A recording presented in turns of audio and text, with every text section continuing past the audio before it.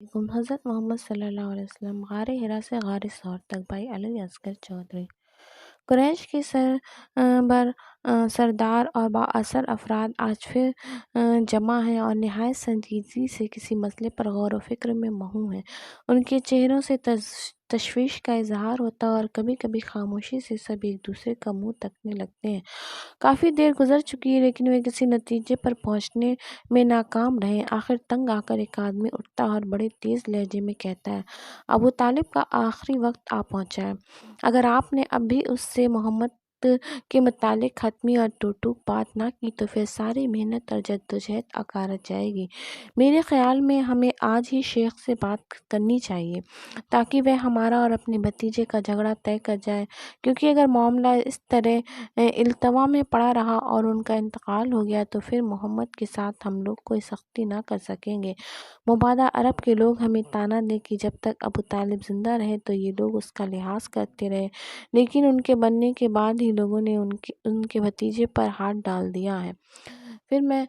طعن تشنیع اور حسد اور ماں کے تیروں سے چھلنی ہونے کے لیے تیار رہنا چاہیے۔ اگر آپ کو اس معاملے کی سنگینی کا کچھ بھی احساس ہے تو آج ہی چل کر ابو طالب سے دو ٹوک بات کر لینا چاہیے۔ حاضرین جیسے بیدار ہو گئے ہوں، تھوڑی دیر تک آنکھیں پھاڑ پھاڑ کر اسے دیکھتے رہے، پھر بے ایک آواز بولے، ہمیں اس رائے سے مکمل اتفاق ہے، اس پر آج ہی عمل ہونا چاہیے۔ چنانچہ 25 آدمیوں پر مشتمل ایک وفد ابو طالب سے ان کے بھتیجے محمد صلی اللہ علیہ وسلم کے متعلق دو ٹوک اور آخری بات کرنے کے لیے ان کے گھر کی طرف روانہ ہو گیا، جس میں ابو جہل، ابو سفیان، امیہ بن خلف، عاص بن وائل، اسود بن عبد المطلب، عقبہ بن ابو معیط وغیرہ شامل تھے۔ یہ 10 بعثت ہے اور ابو طالب بستر پر نڈھال پڑے ہیں، دوا بے اثر ہو چکے ہیں۔ ذمہ داری میں اہل خاندان نے کوئی کسر باقی نہیں چھوڑی۔ محمد صلی اللہ علیہ وسلم کے پیارے چچا اور محسن زندگی کے آخری گھڑیوں میں موت اور حیات کی کشمکش میں مبتلا ہیں، اس لیے آپ پر اداسی کی گھٹا چھا گئی ہے۔ زیادہ وقت چچا کی ذمہ داری میں گزرتا ہے، دعاؤں کا سلسلہ بھی جاری ہے۔ اپنی شوہر سے نظر بندی کی مدت پوری کر کے واپس اپنے گھر میں آباد ہوئے ابھی 6 ماہ کا قلیل عرصہ گزرا ہے اور جناب ابو طالب نے سفر آخرت کی تیاری کر لی ہے۔ بنو ہاشم کے گھرانوں کی خزاں کو بہار میں تبدیل ہوئے ابھی سال کا نصف حصہ ہی پورا ہوا ہے اور وہ بھی جی بھر کر خوشیاں بھی نہیں منا سکے کہ ان کے محترم بزرگ اور خاندان کے سربراہ ان خوشیوں سے دور اور موت کے بالکل قریب پہنچ چکے ہیں۔ ابو طالب کرب اور اذیت کے عالم میں اپنے بستر پر پڑے ہیں، محمد صلی اللہ علیہ وسلم ان کے پاس موجود ہیں۔ سرداران قریش کا یہ وفد اجازت لے کر اندر داخل ہوتا ہے اور سلام کے بعد سب لوگ پاس پڑی ہوئی چارپائیوں پر بیٹھ جاتے ہیں۔ تھوڑی دیر خاموشی طاری رہتی ہے، پھر ابو جہل مہر سکوت توڑتے ہوئے گفتگو کا آغاز کرتا ہے اور کہتا ہے، اے شیخ، ہم دیکھتے ہیں کہ آپ کی صحت گرتی جا رہی ہے اور زندگی کا کوئی بھروسہ نہیں ہے، اس لیے آپ سے ایک نہایت اہم اور ضروری موضوع پر دو ٹوک بات کرنے کے لیے آج مکہ کے تمام رئیس اور شرفاء آپ کے پاس حاضر ہوئے ہیں۔ ابو طالب نے کراہتے ہوئے پہلو بدلا اور نحیف سی آواز میں بولے، کہیے کیا بات ہے، میں اسے سننے کے لیے تیار ہوں۔ ابو جہل، آپ کے بھتیجے نے جس طرح گزشتہ 10 سال سے ہمیں پریشان کر رکھا ہے اس سے آپ بے خبر نہیں ہیں، اس کی وجہ سے ہمارے خاندان انتشار کا شکار ہو گئے ہیں، ہنستے بولتے گھرانوں میں نفرت کی دیواریں کھڑی کر دی گئی ہیں، بھائی بھائی سے اور شوہر بیوی سے اور بیٹا باپ سے جدا ہو گیا۔ ہمیں محمد سے بڑی امیدیں تھیں، ہمارا خیال تھا کہ یہ بڑا ذہین اور دانشمند آدمی ہے، اس سے قریش کو بہت فائدہ ہوگا، ہم اس سے مشورے لیں گے، مگر اس نے آبائی دین چھوڑ کر ایک نیا ہی دین گڑھ لیا ہے، ہمارے معبودوں کو برا کہتا ہے اور ہر اس رسم اور عقیدے سے اور رواج کے خلاف ناقابل برداشت باتیں کرتا رہتا ہے جس پر صدیوں سے ہمارے آباء و اجداد کاربند تھے۔ ہم نے اسے خود سمجھایا، آپ سے بار بار کہا اسے منع کریں، مگر نہ آپ نے کچھ کہا نہ اس نے ہی اپنی روش بدلی، حتیٰ کہ ہمارا ترک موالات بھی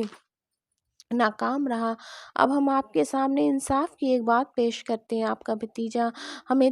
ہمارے دین پر چھوڑ دے اور ہم اسے اس کے دین پر چھوڑ دیتے ہیں۔ وہ جس معبود کی عبادت کرنا چاہے کرتا رہے، ہمیں اس پر کوئی اعتراض نہ ہوگا، مگر وہ ہمارے معبودوں کی توہین نہ کرے اور یہ کوشش ترک کر دے کہ ہم اپنے معبودوں کو چھوڑ دیں۔ آپ اس شرط پر اسے ہماری صلح کرا دیں تو یہ آپ کا بہت بڑا کارنامہ ہوگا۔ ابو طالب نے محمد صلی اللہ علیہ وسلم کی طرف پرمانی نظروں سے دیکھا اور کچھ دیر تک اس طرح دیکھتے رہنے کے بعد کہا، بھتیجے، یہ تمہارے قوم کے اشراف میرے پاس آئے ہیں اور جیسا کہ تم نے خود سن لیا، ان کی خواہش ہے کہ تم ایک منصفانہ بات پر ان سے صلح کر لو تاکہ تمہارا ان کا جھگڑا ختم ہو جائے۔ محمد صلی اللہ علیہ وسلم بڑے سکون کے ساتھ فرمایا، چچا جان، میں تو ان کے سامنے ایک ایسا کلمہ پیش کرتا ہوں جسے اگر یہ مان لیں تو عرب ان کا تابع و فرمان اور عجب ان کا باج گزار ہو جائے گا۔ بتائیے یہ زیادہ بہتر ہے یا وہ جسے یہ لوگ انصاف کی بات کہہ رہے ہیں؟ پھر سرداران قریش سے مخاطب ہو کر فرمایا، تمہارے بہود اس کلمے کو مان لینے میں ہے، یہ جس حال میں تم پڑے ہوئے ہو اس میں تم کو پڑا رہنے دو اور اپنی جگہ بس آپ ہی اپنے رب کی عبادت کرتا رہو۔ یہ الفاظ سن کر سرداران قریش بوکھلا گئے، ان کی سمجھ میں نہ آیا تھا کہ محمد کے پیش کردہ کلمے کو کس طرح رد کر دیں، تاہم کچھ سنبھل کر بولے، بھتیجے، تم ایک کلمہ کہتے ہو، میں سے کئی کلمے کہنے کو تیار ہیں، مگر بتاؤ تو صحیح وہ کلمہ ہے کیا؟ محمد صلی اللہ علیہ وسلم نے فرمایا، کہو لا الہ الا اللہ۔ یہ سن کر سب کا مزاج برہم ہو گیا اور یکبارگی اٹھ کھڑے ہوئے اور یہ کہتے ہوئے باہر نکل گئے، یہ ساحر ہے، سخت جھوٹا ہے، کیا اس نے سارے خداؤں کی جگہ بس ایک ہی خدا بنا ڈالا؟ یہ تو بڑی عجیب بات ہے، چلو اور ڈٹے رہو اپنے معبودوں کی عبادت پر۔ یہ بات تو کسی اور غرض سے کہی جا رہی ہے، یہ بات ہم نے اپنے زمانے قریب کی ملت میں کسی سے نہیں سنی، یہ کچھ نہیں ہے مگر ایک من گھڑت بات ہے۔ کیا ہمارے درمیان بس یہی ایک شخص رہ گیا جس پر اللہ کا ذکر نازل کر دیا گیا؟ یہ ان کی کبر و نجوت کی ایک دھندلی سی جھلک ہے، یہ ان کے دل کی آواز ہے جو ان کی زبان پر آ گئی۔ انہیں اندیشہ ہے کہ محمد صلی اللہ علیہ وسلم چاہتے ہیں کہ یہ کلمہ پڑھ کر ان کے تابع ہو جائیں اور وہ ہم پر اپنا حکم چلائیں۔ سرداران قریش میں خدا کو کوئی اور نہ ملا کہ اسے نبی بناتا۔ اللہ جل شانہ نے ان کی ان باتوں کا جواب میں سورہ صاد کی آیت نمبر 7 سے 16 میں یوں جواب دیا ہے، اصل بات یہ ہے کہ میرے ذکر پر شک کر رہے ہیں اور یہ ساری باتیں اس لیے کر رہے ہیں کہ انہوں نے میرے عذاب کا مزہ چکھا نہیں ہے۔ کیا تیرے دانا غالب پروردگار کی رحمت کے خزانے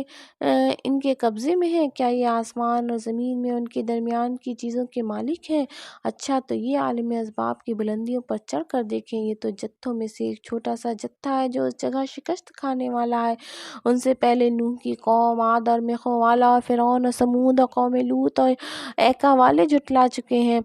جتھے وہ تھے ان میں سے ہر ایک نے رسولوں کو جھٹلایا اور میری عقوبت کا فیصلہ ان پر چسپاں ہو کر رہا۔ یہ لوگ بس ایک دھماکے کے منتظر ہیں جس کے بعد کوئی دوسرا دھماکہ نہ ہوگا، اور یہ کہتے ہیں کہ اسے ہمارے رب یوم الحساب سے پہلے ہی ہمارا فیصلہ جلدی سے دے دے۔ ابو طالب کی وصیت۔ جناب ابو طالب کی حالت لحظہ بہ لحظہ متغیر ہوتی جا رہی ہے۔ سرداران قریش کا ایک گروہ آج بھی ان کی عیادت کے لیے موجود ہے۔ جن سے دوسری باتوں کے علاوہ انہوں نے یہ بھی کہا، اے قریش کے سرداروں، اہل عرب میں تم سے بڑھ کر کوئی دوسرا عزت اور شرف والا نہیں ہے، تم بڑی شان والے ہو، کعبہ کے مجاور ہو، ابراہیم علیہ السلام کی اولاد ہو، حسب و نسب میں کوئی دوسرا تمہارا لگا نہیں کھا سکتا۔ تمہیں آخر نصیحت کرتا ہوں، اس خانہ کعبہ کی تعظیم ملحوظ رکھنا، اس میں رب کی خوشنودی سے صلہ رحمی کرنا، ایک دوسرے پر زیادتی نہ کرنا، دوسروں کی حق تلفی نہ کرنا، دعوت دینے والے کی دعوت قبول کرنا، سائل کی حاجت روائی کرنا، صداقت اور ادائے امانت کے پابند رہنا۔ پھر تھوڑی دیر توقف کرنے کے بعد کہا، میں تمہیں محمد صلی اللہ علیہ وسلم کے بارے میں وصیت کرتا ہوں، ان کے ساتھ بھلائی سے پیش آنا، کیونکہ وہ قریش میں امین اور تمام عرب میں صادق ترین آدمی ہے، ان تمام خوبیوں کا جامع ہے جو میں نے تم سے بیان کی اور ایسی بات لایا ہے جسے دل مانتا ہے اور زبان لوگوں کی دشمنی کے خوف سے اس کا انکار کرتی ہے، مگر خدا کی قسم میں گویا آنکھوں سے دیکھ رہا ہوں کہ عرب کے کنگال اطراف و نواح کے لوگ اور کمزور لوگ آگے بڑھ کر اس کی دعوت قبول کر لیں گے، اس کے کلمے کی تصدیق کریں گے، اس کے کام کو آگے بڑھائیں گے اور انہیں لے کر